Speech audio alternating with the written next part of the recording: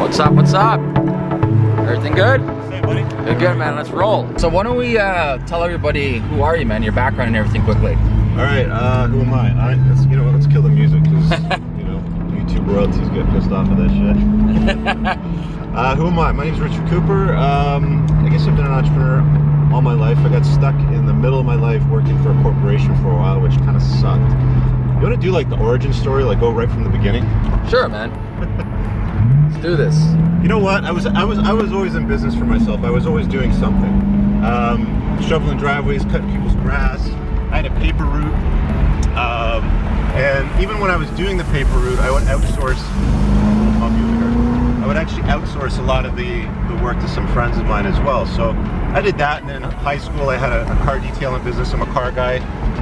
For those of you that don't know me, I'm sure we'll throw a link afterwards, but I have a YouTube channel called Entrepreneurs in Cars. But I had a car detailing business. It was a mobile one, and we would go pick up cars from dealerships and detail them. And then, you know, finish up school and I did what everybody told me to do, which was get a job and work for a corporation and get your pension and all that bullshit. And I hated it. I did it for like 10, maybe 11 years. I started out working at a friend's circuit board plant on a drill press, and that's a shitty job.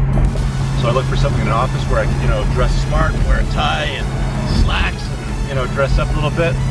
And I found something, and it was a collection agency. And I had no idea how that worked, so I went for the interview. They hired me. It's basically a sales job. You didn't have to know how to talk. And did really well. They promoted me. I left the place a six-figure manager because, well, what I learned there was you get hired for your resume and your talent, but you get fired for fit. So I got in a big fight with my French-Canadian boss, who was a bit of a ass. You know, we're cool today though, but yeah, and when packages were going out, head office in the US gave them to me, so I went home. Not a lot of money, and I decided what I want to do. I was 30 years old. I just moved into my first house, had a big mortgage, and had no way to pay it. Hold on.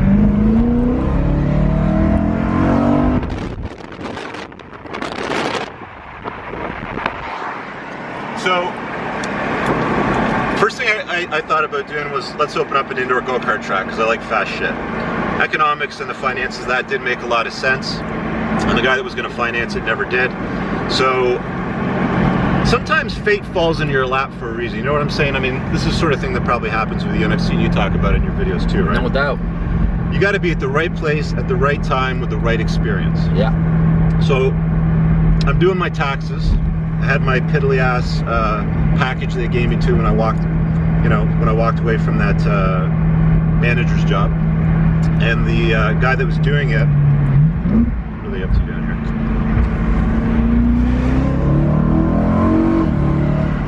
And the guy that was doing my taxes, he goes, look, I'm just getting into mortgages. You worked in a collection agency, Rich. He goes, I got a guy that needs to pay off $50,000 of credit card debt, but I can only get him a second mortgage for about $30,000. So he goes, what do I do? And he throws me the credit report. I go, you settle it.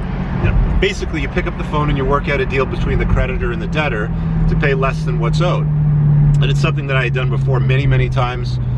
You know, as a manager negotiating with the big banks and the credit card companies. Most people don't know that you can pay way less than what you owe. I put a DIY debt settlement book out on Amazon that basically walks everybody through all the steps. You still have that on Amazon? Still on Amazon. Yeah, we'll put a link in the show notes. Yeah, yeah.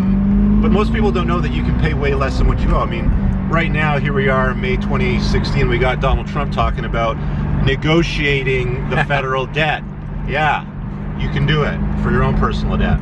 Anyway, so he throws me the credit report back, and he goes, good, go do it and charge a fee. So I did. I made like $3,000 for, I don't know, it was maybe 6 hours total work over the course of a couple weeks. And I thought, shit, man, this could work. You know, I did the math and the multiples. I'm like, I could build a multi-million-dollar business off this. You know, the whole lifestyle thing. I was really passionate about it. I was really fed up with working with the banks and credit card companies. So that's one of the tips I can give you is you got to be fucking passionate about it. Don't even bother doing it if you're like, you know, I'm going to go play some Call of Duty and think about it for a minute. You know? You had something key over here. it wasn't just passion by itself. You had actual skill set to go with that passion. Yeah, you definitely have to be, like I said, the right place, the right time, with the right skills and the passion. It's like for you and I, we're passionate about like rockets. Yeah. What the fuck do I know about rockets? I can't make a business out of rockets. They make a lot of noise and they fly far. They carry heavy shit to space. That's right. Yeah, so I did that, and I built this multi-million-dollar business that was very innovative in Canada at the time. Nobody else did it. Other people started copying me.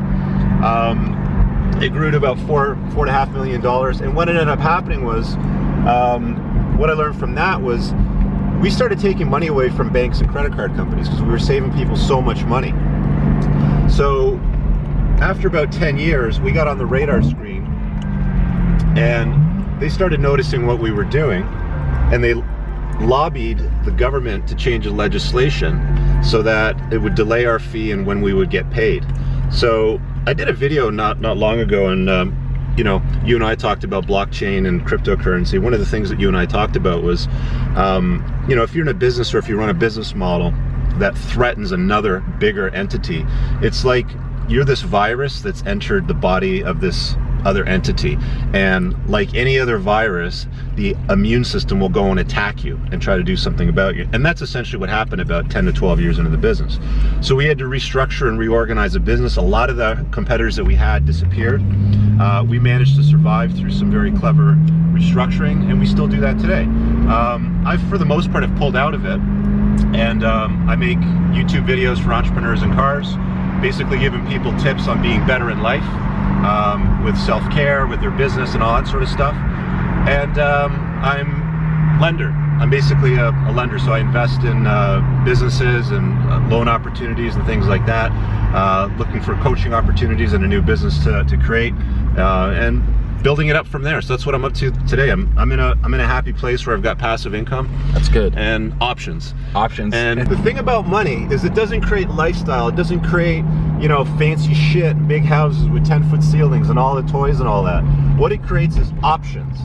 It allows you to say fuck you to people that you don't want to do business with, people you don't want to spend time around. It gives you the opportunity to just say no. And there's nothing better than being able to say no to somebody if it does not align with your core value, with your systems, with who you are, and being able to walk away from it. Just walking away. I've walked away from multi-million-dollar deals just because they did not align with me, because I don't want to get involved in that horse shit. You know what's really funny? When we first came to Canada, this is where we lived, just over by the Plaza. Yeah. This area's grown so much. Yeah, it's totally changed. I used to fly kites in that park. Nice. So anyway, that's my origin story, boys. Ladies and gentlemen. That's a good story. So Richard, let me ask you this, man. If you had to rewind everything and start from the get-go, what are some things that you do differently? I would do it sooner. You know what? I get a lot of comments that I see on my channel, and people ask questions. It's always from younger kids, like, how do I get started? Do I wait for the opportunity to fall in my lap? How do you, just do shit that you like. Just stop doing shit that you hate and do shit that you really that you'll do for free, okay? And then once you've done that long enough, look for problems to solve in that space. There's always somebody that's struggling with something. You're doing something that you love. Go and find a way to make money off it and add value. And if you don't, at least you're doing shit that you like. You'll learn that there's no way for you to make money at it. Let me give you a really good example. I've always loved cars. And a friend of mine, when I was in my 20s, needed a pit crew for a race in Mosport, which is a racetrack like an hour outside, just east of Toronto. And I volunteered. I had time, and I had knowledge, and I had, the ability to hop over a wall with a big gun in one hand with the tire hose and the tire in the other hand, and put it on the car. And there was a lot that happened that weekend for a day and a half. I got paid nothing. I put all of my time into going there and coming back, only to be exposed to a race crew, the entrepreneur that ran the race crew, to see how people dealt with, building these cars and racing the cars, and where the money is and all this sort of thing. And what I learned from it was, I had a shitload of fun, I had the experience, but there's no way for me to make a business out of something like that with the skills that I had. So what I'm saying is, spend time doing shit that you love, and try to find a way to turn it into a business, and stop doing shit that you hate. But you hit on something really important, though, is there's a time and place where you have to master the craft and go in there and add value into an entity or add value into a company. Yeah. So most people, they're coming from this like I deserve model, just because you think you deserve something and you believe that all of a sudden you're gonna get this just because who you are. Right. Right? As opposed to like the number one question you should be asking yourself is like, who out there I can help? Like who's out there? Either a company, a person, anybody that I can actually add value to their organization. Yeah. Yeah. I mean, if you can find ways to add value to somebody else's business or some other model out there, just go and do it. I mean, every success story that I've heard time and time again. I mean, okay, let's talk about Tim Ferriss. Everybody knows that name, right? How the hell did he get started? He started volunteering for nonprofits in the tech sector in the Bay Area in San Francisco. It was, you know, it was a growing economy. He didn't know people there. He didn't know what to do. But he had no contacts. He had no money, but he had a lot of time. He had a lot of energy to burn. So he burned it volunteering his time, and that's how he got exposure to all the amazing people that he wanted to. Richard Koch talks about this in the STAR Principle and the book 80-20. He made about like $300 million. And it wasn't him starting his own company. It wasn't him starting anything new. It just, he had tremendous value when it comes to scaling businesses. He was an angel investor, so he found a STAR Principle he calls like a rising company. Yeah. He went in there and devoted all his life and career into that one business. Yeah. And the rest is history. Yeah, absolutely. I mean, it's happened over and over again. Zappos, Tony Hsieh, he didn't start up Zappos. You know, he was an investor, and then he went all in. He went balls deep on the business and threw everything into it. Well, Tesla as well. Tesla too, yeah. You know, people don't realize this, but Elon Musk didn't start that up. no, Elon Musk didn't start Tesla. Like I think it's two guys that started Tesla.